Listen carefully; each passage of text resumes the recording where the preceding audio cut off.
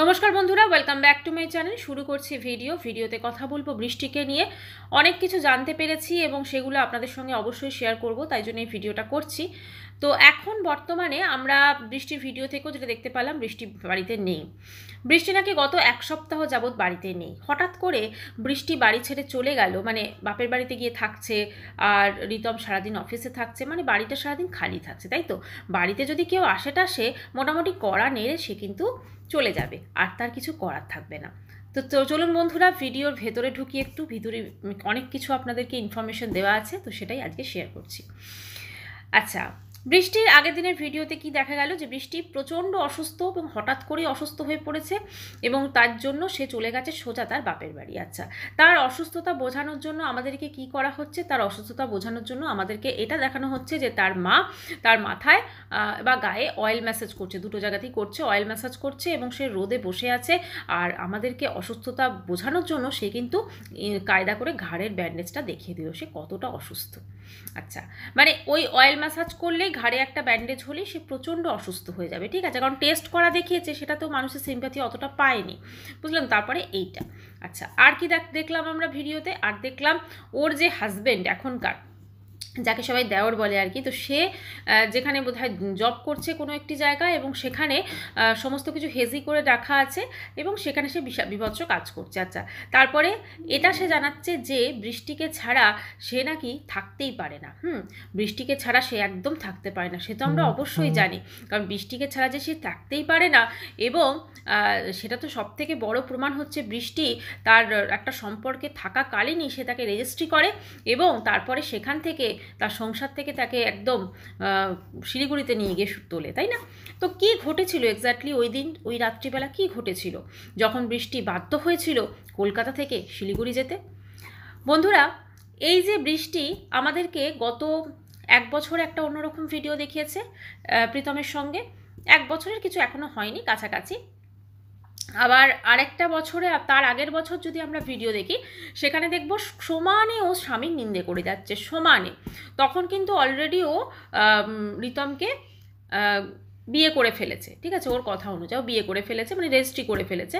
কিন্তু স্বামীর সঙ্গে যেহেতু ও মানে ওর স্ত্রী যেহেতু, এবং তখনও ডিভোর্স হয়নি, তো সেক্ষেত্রে আমার যেটা মনে হচ্ছে ওর হাজব্যান্ডের সঙ্গে বোধহয় ওর লিগাল ম্যারেজ হয়নি, বা এরকম কিছু একটা ব্যাপার হবে। কিন্তু সেটা না হলেও ও কিন্তু একটা সম্পর্কে থেকে, মানে একটা বিবাহিত সম্পর্কে থেকে আরেকটাতে কিন্তু বিয়ে করতে পারে না। এবং যদি সে বিয়েও করে, তাহলে সে হাজব্যান্ডের বাড়িতে কি করছিল? এবং এমন নাকি পরিস্থিতি হয় যে ওর হাজব্যান্ডকে বলতেও বাধ্য হয় যে তুমি আমাকে আজকে রাতটা থাকতে দাও এবং তালা বন্ধ করে দাও। মানে আমার যেটা মনে হচ্ছে ওর হাজব্যান্ড কিন্তু ওকে আর রিতমকে ধরে ফেলেছিল একসাথে, ঠিক আছে? মানে ওদের যে সম্পর্ক আছে সেই সম্পর্কের সত্যতা তাদের সামনে চলে এসেছিল, এবং শুধু হাজব্যান্ডের সামনে নয়, তার শ্বশুরবাড়ির অনেক লোকের সামনে চলে এসেছিল, এবং অবশ্য করেই রিতমের বাবা মাও সেটা জানতো। তো এই টোটাল ঘটনাটাতে একটা অশান্তির পরিবেশ সৃষ্টি হয়, এবং সেখানে যেহেতু বৃষ্টিকে তো আমরা সকলে দেখছি কীরকম টাইপের শারীরিক অসুস্থতা বলে, কিন্তু কীরকম টাইপের ঝগড়া করে, তো সেই রকম একটা পরিস্থিতিতে সে নিজেকে মানে বাক্যবাণে সবাইকে বিদ্ধ করে কোনো রকমে সে সেখান থেকে তার চলে যায় স্প্ল্যানেটে। তো স্প্ল্যানেটে গিয়ে সেখান থেকে সে তার বাড়িতে ফোন করে, এবং সে যখন তার মাকে ফোন করে, মায়ের সাথে কিছু কথা হয়, এবং মাও কিন্তু রাজি হয় না। মানে ওখানে স্প্ল্যানেটে গিয়ে ও ভাবে যে আমি কিন্তু ওদের শিলিগুড়ি যাওয়ার কিন্তু কোনো ঠিক ছিল না। ও স্প্ল্যানেটে গিয়ে এটা ভাবে যে আমি এখান থেকে হয়তো হয় দুর্গাপুর যাব। তো দুর্গাপুরে যেহেতু ওর মা ওখানে বারণ করে দেয়, তখন ওর দাদা, তারপর বাবা, এরা কেউ রাজি ছিল না, এবং মাও ছিলেন না। তো সেজন্য মা বারণ করে দেয়। মা প্রথমে এই ঘটনাটাতে একটু উনি রেগেই ছিলেন, তো বারণ করে দেয়। তারপরে কি করে, ওরা সোজা শিলিগুড়ির বাসে উঠে পড়ে, এবং তারপরে সোজা শিলিগুড়ি চলে যায়। এবং শিলিগুড়িতে আমরা সবাই জানি যে একটা ওর মানে স্কুল লাইফের বান্ধবী আছে, তার সঙ্গে যোগাযোগ হয়, এবং তারা তাকে তাদের বাড়িতে কিছুদিন থাকতে দেয়। তো তারপরে তারাই সেখানে মোটামুটি একটা অ্যারেঞ্জমেন্ট করে তারপর শিলিগুড়িতে থাকে, এবং তখন থেকে আবার নতুন করেও ব্লগিং শুরু করে। তো সেখানে নতুন জীবন একটা শুরু হয়, তো এরকম। তো সেখান থেকে আমরা দেখি ওকে, এবং তারপরে সেখানে ধরো ব্লগিং দিচ্ছিল, সেখানে ভিউজ খুব একটা আসছিল না, 1000, 2000, 3000, 4000। যখন কোনো কন্ট্রোভার্সি করতো, মানে ও যে বলে না ও কন্ট্রোভার্সি করে না, কিন্তু ও কিন্তু প্রচণ্ড পরিমাণে কন্ট্রোভার্সি করে। নিজের বাবা মাকে নিয়েও কন্ট্রোভার্সি করেছে, এখনকার শ্বশুর শাশুড়িকে নিয়ে কন্ট্রোভার্সি করেছে, তখনকার শ্বশুর শাশুড়িকে নিয়ে কন্ট্রোভার্সি করেছে, সবাই ওর কাছে খারাপ, ও আর রিতম হচ্ছে ভালো। তো এরকম প্রচুর কন্ট্রোভার্সিও করেছে। তারপরে দেখলো এসব করেও কিছু হচ্ছে না, তো তখন শুরু করলো কি করা যায় না, তখন এই ছড়ি খারাপের নাটকটা ওই নিবেদিতার ভিডিও থেকে ইন্সপায়ার হলো এবং সেই নাটকটা আমাদের সামনে রচনা করে তারপরে সেই নাটকটাকে পোর্ট্রে করলো এবং যথেষ্ট ভালো অ্যাক্টিং করেছে। যদি এদের জন্য ফিল্মফেয়ার দেওয়া যেত তাহলে অবশ্যই কিন্তু এটা সেটা পেত। তো এবারে কি হলো, সেটাতে চ্যানেলটা গ্রো হয়ে গেল এবং চ্যানেলটা গ্রো হলেও কি হলো, শিলিগুড়িতেও কিন্তু একটা, যেহেতু ওই বান্ধবী এবং তার হাজব্যান্ডের সঙ্গে এদের সম্পর্ক খারাপ হয়েছিল, একটা মোটামুটি ক্যাওস টাইপের সৃষ্টি হয় এবং সেখান থেকে তখন ওরা বাধ্য হয় আবার দুর্গাপুরে ফিরে আসতে। কিন্তু এর মাঝখানে যেটা ঘটে, মা বাবাকে মানে বৃষ্টি তার মাকে বা বাবাকে কাছে পাওয়ার জন্য বা তাদেরকে একটা ইমোশনালভাবে বলতে পারেন একটা, তাদেরকেও একটা মানে বোকা বানানো হয় অসুস্থতার নাটক করে। অসুস্থতার নাটক করে একদিকে যেমন ভিউজটা বাড়ে, ওর চ্যানেলটা গ্রো হয়, ঠিক সেরকমভাবেই ওর মা বাবাকে কিন্তু ও কাছে আনতে পারে এবং মা বাবার মনটা কিন্তু জয় করতে পারে। ওর মা কিন্তু অ্যাকচুয়ালি এরা যে চেন্নাই গেছিল সেটা কিন্তু ওর মা নিজের ট্রিটমেন্টের জন্য বা তার টেস্টের জন্য গেছিল, কিন্তু তখন এ বলে যে আমিও প্রচণ্ড অসুস্থ, যেহেতু সিস্ট আছে, আরও অনেক কিছু দেখায় এবং সেখানে ও চলে যায় অসুস্থতার নাটক করে। এবং স্বভাবত তারা মা বাবা তারা তো সবসময় চাইবে যে তার সন্তান যেখানেই থাক, যেমনভাবে থাক, ভালো থাক, মা বাবার এতে কোনো দোষ নেই। হ্যাঁ, অনেকে অবশ্যই একটা তো তাকে হয়তো মানে বারণ করা উচিত ছিল, কিন্তু মা বাবা, হ্যাঁ, কিছু করার নেই, মা বাবারা এরকমই হন, তাদের সন্তান যতই ভুল করুক তাকে সাপোর্ট করতে হবে, এটা প্রত্যেকটা মা বাবাই করে থাকেন, এটাতে কিছু আর বলার নেই।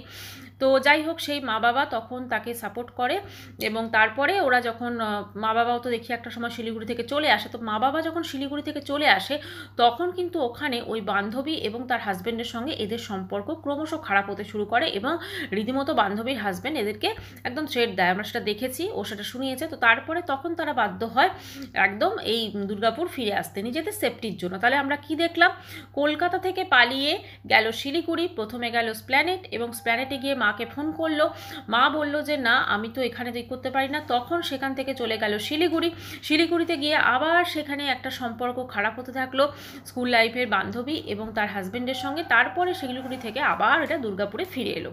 তো মোটামুটি বোঝা যাচ্ছে যে সম্পর্ক কারোর সঙ্গেই সেভাবে মানে যোগসূত্র ওর থাকে না এবং সবাইকে প্রয়োজনে ইউজ করে তারপর ছুঁড়ে ফেলে দেয়।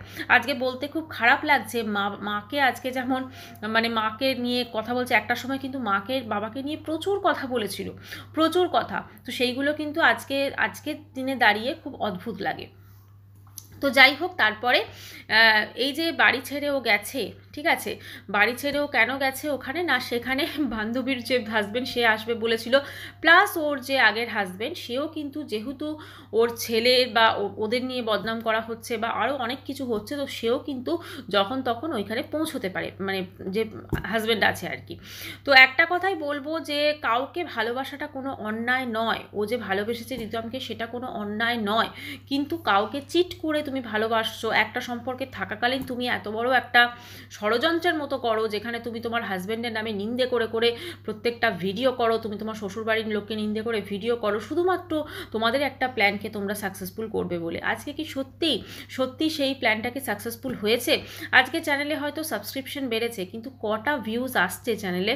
আমি যখন ভিডিওটা করছি ওর আগের দিনের ভিডিওটাতে 11K ভিউজ আছে মাত্র, তার মানে বোঝাই যাচ্ছে যার 2 লাখ সাবস্ক্রিপশন সেখানে 11K ভিউজ, মানে মানুষজন ওদের আসল মুখোশটা কিন্তু এবার বুঝতে পারছে এবং আসল মুখোশের পেছনে যে আসল চেহারাটা সেটা কিন্তু এতদিন ওর বাড়ির লোক জানতো, মানে ওর শ্বশুর শাশুড়ি জানতো, তার হাজব্যান্ড জানতো বা ও যাদের সাথে মিশেছে তারা জানতো, মাও অবশ্যই জানে, কিন্তু মায়ের কিছু করার নেই, মাকে তো এরমভাবেই, মাকে খুব সহজ হয়, মাকে ইমোশনালভাবে মানে বোকা বানানো ভীষণ সহজ হয় মাকে, তো সেটাই ও করছে। আর একটাই বলবো যে কাউকে কখনো ছোট করা কোনো কন্ট্রোভার্সি ক্রিয়েটারের উদ্দেশ্য নয়, কন্ট্রোভার্সি ক্রিয়েটাররা ততটুকুই আলোচনা করে যতটুকু তারা দেখে বোঝে সেটুকুই, বা যতটুকু ভিডিওতে আছে, কিন্তু এরা যেভাবে দিনের পর দিন মিথ্যে কথা বলেছে সেই মিথ্যে কথাগুলো কিন্তু সত্যিই খুব অবাক লাগছে। আজকে বৃষ্টির হাজবেন্ড বৃষ্টির সঙ্গে কি টর্চার করেছে, কি করেছে না করেছে, সেটা শুধুমাত্র বৃষ্টি জানে, তার হাজবেন্ড জানে। কিন্তু এই সব কিছু দেখে যেটা মনে হচ্ছে টর্চারটা বোধহয় বৃষ্টির তরফ থেকেই হয়েছে। ঠিক আছে, আজকাল তো আমরা দেখতেই পাচ্ছি যে পুরুষ মানুষও মানে তাদেরকেও টর্চার করা হয়, সেটা অতুল সুভাষ আমাদেরকে দেখিয়ে দিয়ে গেছে। তো একটাই বলবো যে যেভাবে বৃষ্টি আগের দিন আবার বলছে যে আমার তো তাহলে যদি ডিভোর্স না হয় আমার তো তাহলে 50% শেয়ার, মানে 50% শেয়ার হয়ে তুমি ডিভোর্স তোমার হয়নি, অথচ তুমি একটা বিয়ে করে নিয়েছো, তারপরও কি তুমি 50% শেয়ার পাবে ওই বাড়িটা থেকে? তো একটাই বলবো যে একটা হাজবেন্ড বা একটা ফ্যামিলিতে ও কতটা ভালো মানে সব কিছু পেয়েছিল, ওর লাইফস্টাইল তখন দেখলে বোঝাই যেত। এত কিছু বলে না, সুখে থাকতে ভূতে কি লয়, তো এইটাই হয়েছে সেম জিনিস, সুখে থাকতে ভূতে কি লয়। আজকে হয়তো যে ছেলেটির হাত ধরেও এসেছে, এখন হয়তো সাময়িকভাবে খুবই ভালো লাগছে, সব কিছু নতুন নতুন ভীষণ ভালো লাগছে। প্লাস এ ছেলে তো দেখছি জানে রিতম, এ তো বৃষ্টির কথায় উঠবে বসবে, একদম বৃষ্টি যেরকমভাবে বলবে এই আমার শরীরটা খারাপ লাগছে আমাকে একটু জল এনে দাও, এই তুমি চুপ করো আমি বলছি, ঠিক আছে। তো এই যে জিনিসগুলো এইগুলো দেখছি কোনো রকম কোনো মানে এখানে বৃষ্টি হিটলারই চালাতে পারবে, ঠিক আছে, ছেলেটা কোনো রকমভাবে চালাতে পারবে না। তো বৃষ্টি বোধহয় এইরকমই হাজব্যান্ড পছন্দ ছিল, কিন্তু ওর কপালে জুড়েছে অন্যরকম হাজব্যান্ড, যে সবসময় কাজে ব্যস্ত থাকতো, যে হয়তো তার স্ত্রী সন্তানকে ভালো রাখার জন্য সারাদিন কাজ করে যেত বাইরে অফিসে। তো সেক্ষেত্রে হয়তো বৃষ্টির মতো করে অতটা আদিক্ষেতা করতে পারতো না, আমরা রিতম যেমন করছে সেটা করতে পারতো না, সেই জন্যই হয়তো সে তার কাছে খারাপ ছিল, সেই জন্যই হয়তো দিনের পর দিন তার নামে মিথ্যে কথা বলে যাওয়া হয়েছে। এটা বলা হয়েছে যে একটা মদ্যপ মাতাল চরিত্রহীনের সঙ্গে নাকি তার বিয়ে হয়েছে, এইটাও পর্যন্ত কথা বলা হয়েছে। সব থেকে অবাক করেছিল বৃষ্টির মায়ের একটি ভিডিও, যেখানে বৃষ্টির মা তার মেয়েকে নাকি মাথায় রড দিয়ে কোন কালে মারা হয়েছিল, তারপরে ক্লটটা নাকি এখন হয়েছে, সেই কথাগুলো যখন বলছিল যে আমি যা ভুল করেছি তোমরা সেটা করো না, এটা আমরা সবাই জানি, এটা বৃষ্টি এবং রিতম মিলে তার মাকে শিখিয়ে দিয়েছিল বলার জন্য। কারণ সোশ্যাল মিডিয়াতে না মানুষকে বোকা বানানো খুব সহজ, মানুষের সম্পর্কে যা খুশি বলা যায়, কারণ এখানে কেউ তো যাচাই করতে যাবে না, কেউ জাস্ট একটুখানি দেখবে এবং তারপরে দেখে তারপরে মানুষ জাস্ট সেটাকে এন্টারটেন হবে এবং জিনিসটা মিটে যাবে। তো বৃষ্টিও সেটাই করেছে, যে মানুষকে খানিকটা এন্টারটেন করেছে ব্যাস, কিন্তু আসল সত্যটা বৃষ্টিও জানে, বৃষ্টির হাজব্যান্ডও জানে, বৃষ্টির মাও জানে, বৃষ্টির বাবাও জানে, সবাই জানে, এমনকি রিতমও জানে। রিতম ছেলেটা চোখে মুখে চালাকি, বৃষ্টিরও চোখে মুখে চালাকি, ফলে রতন চেনে এরকম একটা হয়েছে। খারাপ লাগে অবশ্যই করে ওই বাচ্চাটির জন্য, তবে বাচ্চাটি যদি বৃষ্টির কাছে তো অবশ্যই ভালো আছে, ওর মা এবং রিতমও মনে হয় ভালোবাসছে। আগের দিন বৃষ্টি তার ভিডিও টাইটেলে দিয়েছে যে টাইটেল অ্যান্ড থাম্বনেলে ছিল, না টাইটেলে ছিল যে বাকিরা সব ধোয়া তুলসী পাতা যত দোষ বৃষ্টির, এরকম একটা দিয়েছে। তো বাকিরা দেখুন কেউই এখানে ধোয়া তুলসী পাতা নয়। আজকে যে বৃষ্টির হাজবেন্ড বৃষ্টির সঙ্গে যে কীরকম সম্পর্ক, যদি খুব ভালো সম্পর্ক হতো, একটা সম্পর্ক তো কখনোই একতরফা হয় না, শুধু বৃষ্টি যদি ভালোবেসে যায় হাজব্যান্ডকে সেটাও হয় না, আবার হাজব্যান্ডও যদি বৃষ্টিকে খুব ভালোবেসে সেটা হয় না। যদি ব্যালেন্স থাকতো বা সব কিছু থাকতো তাহলে হয়তো এই সম্পর্কটা হয়তো টিকে যেত, তখন আর বৃষ্টির দরকার পড়তো না রিতমের মানে সম্পর্কে যাওয়া, ঠিক আছে। তো যার জন্য রিতমের সম্পর্কে যাওয়া দরকার পড়তো না, সেজন্য ধোয়া তুলসী পাতা কাকেই বলা যায় না। আর আমরা কেউই হই না যে কারোর দোষ গুণ এইগুলো নিয়ে বিচার করব যেগুলো হয়তো দেখানো হচ্ছে না, কিন্তু যে খবরগুলো আসছে বা যেগুলো ও বলছে, এই যে কথাটা ও বলেছে যে আমি কিন্তু সেখানে থাকতে চেয়েছিলাম, সেই রাতে এমন হয়ে যায়, মানে যখন সব জানাজানি হয়ে যায় এটা খুব স্বাভাবিক ব্যাপার। একটা ফ্যামিলিতে যদি কোনো বউ বা কোনো স্ত্রী যদি এই জিনিসটা করে, তার হাজব্যান্ডের সঙ্গে থাকাকালীন সে একটা অন্য পরপুরুষের সঙ্গে মানে সম্পর্কে আবদ্ধ হয় এবং শুধু তাই না তাকে রেজিস্ট্রি পর্যন্ত করে ফেলে, তাহলে নিশ্চয়ই তার হাজব্যান্ড এবং তার বাড়ির লোক তাকে পুজো করবে না, ঠিক আছে। এইটা কিন্তু অবশ্যই ভাবা উচিত। আজকে বৃষ্টির কাছে যেরকমভাবে ও কন্ট্রোভার্সি ক্রিয়েটারদের বলছে, তাহলে বোঝাই যাচ্ছে যে ওর হাজব্যান্ডের সঙ্গে ও কীভাবে কথা বলতো বা তার শ্বশুরবাড়ির লোকের সঙ্গে ও কীভাবে কথা বলতো। আমরা কিন্তু বৃষ্টির অনেক পুরনো ছবি টবি দেখি, সেখানে কিন্তু দেখতে পাবো যথেষ্টই ভালো ছিল, ছবিতে তো দেখাই যাচ্ছে বেড়াতে যাচ্ছে, সমস্ত কিছু নর্মাল ছিল, ঠিক আছে। আজকে জানি না ওর কী মতিচ্ছন্ন হয়েছে যে রিতমের মতো একটা ছেলেকে ও লাইফ পার্টনার হিসেবে করেছে। আবার বলছে যে রিতমই কিন্তু একমাত্র সে যে ও চুজ করেছে খুব ভালো করেছে। আসলে রিতম ওর কথা সব শুনে চলে, ও যদি বলে বসো, যদি বলে ওঠো, তো ওর কথায় ওঠবোস করবে, ওর কথায় ঘরের সব কাজ করে দেবে, মানে চাকর টাইপ আর কি, চাকর দেওয়ার টাইপ। তো এইরকম ও চেয়েছিল। তো এইরকম যখন ও রিতমের মধ্যে পেয়ে গেছে, ব্যাস হয়ে গেছে, তখন ছেলের ভবিষ্যতের কথা ভাবেনি, ছেলের পড়াশোনার কথা ভাবেনি, ছেলের কোনো কিছুর কথা ভাবেনি, শুধু কি ভেবেছে, শুধু ভেবেছে কীভাবে নিজে ভালো থাকবে। মানে প্রচণ্ড স্বার্থপর অ্যাকচুয়ালি। ও যেটা ইয়ে করে যে আমি নিজে কিসে ভালো থাকবো। একটা মা হয়ে যাওয়ার পর তো মানুষ এটাই দেখে সে সন্তান কিসে ভালো থাকবে, কিন্তু না, ও দেখেছে নিজে কিসে ভালো থাকবো। আমরা ওর প্রিভিয়াস যে ব্লগগুলো আছে সেগুলো দেখলেও বুঝতে পারি নিজেকে নিয়েও ভীষণ নিজেকে প্যাম্পার করে, নিজেকে মানে ভালোবাসে, নিজের প্রতিও ভীষণ টেক কেয়ার রাখে। তো এগুলো তো অবশ্যই মানে ঠিক আছে, এগুলো তো করতেই পারে মানুষ, কিন্তু সেটা করতে গিয়ে যেন অন্যের ক্ষতি না হয় সেটাও তো অবশ্যই দেখতে হবে। আজকে ওই শিশুটার যে ক্ষতি হলো, তাই যার বায়োলজিক্যাল ফাদার থেকে দূর হয়ে গেল, বায়োলজিক্যাল বাবা তাকে হয়তো অনেক কিছু অনেক ভালোভাবে সে থাকতে পারতো। আমি এখনও অবধি ওর ছেলেকে স্কুল যেতে দেখছি না। ওর ছেলে দেখলাম আগের দিন ওই দিদার কাছে আছে এবং সেখানে টিভি দেখছে বসে বসে। মানে একটা ছেলের যে পড়াশোনা, যদিও রিতম এবং বৃষ্টি বলছে যে তাদেরকে হোমওয়ার্ক দিয়ে দিচ্ছে, তো সেই হোমওয়ার্কটা করো, বা তোমাকে আমি এইটা দিয়ে দিচ্ছি সেটা করো, কিন্তু একটাই বলবো যে আজকে মোটামুটিভাবে যেটা বোঝা যাচ্ছে যে বৃষ্টি এবং রিতম এদের সম্পর্কটা এরা কিন্তু লুকিয়ে করেছে। যদি তোমাদের জোর, এতই যদি তোমরা স্মার্ট, এতই যদি মানুষকে তোমরা উল্টোপাল্টা কথা বলছো, তাহলে তোমরা কেন এই সম্পর্কটা লুকিয়ে করেছিলে? কেন তোমরা লুকিয়ে রেজিস্ট্রি করেছিলে? কেন রেজিস্ট্রি করার পর থেকে তোমরা একসাথে থাকোনি? কেন তোমাদেরকে কলকাতা থেকে শিলিগুড়ি পালিয়ে যেতে হয়েছে? কেন কেন কিসের জন্য? তোমার হাজব্যান্ড যখন তোমার উপর এতটা টর্চার করেছে, কেন তুমি তোমার হাজব্যান্ডের বিরুদ্ধে কোনো কেস করোনি, তাকে ডিভোর্স দাওনি? এই প্রশ্নগুলো তো অবশ্যই আসবে। প্লাস কলকাতার ফ্ল্যাটটার কী হলো? কলকাতার ফ্ল্যাটে যখন তোমার 50% শেয়ার আছে, কেন তুমি সেখানে থাকছো না? এই প্রশ্নগুলো ওই আমাদের দিকে ছুড়ে দিয়েছে, তো আমরা তো অবশ্যই ওকে করবো, তাই না? তো বন্ধুরা, আজকের ভিডিওটা এখানেই শেষ করছি। চ্যানেলটি ভালো লাগলে অবশ্যই করে সাবস্ক্রাইব করার অনুরোধ। দেখা হচ্ছে নেক্সট ভিডিওর সঙ্গে, ততক্ষণের জন্য সবাই খুব ভালো থাকবেন। বাই।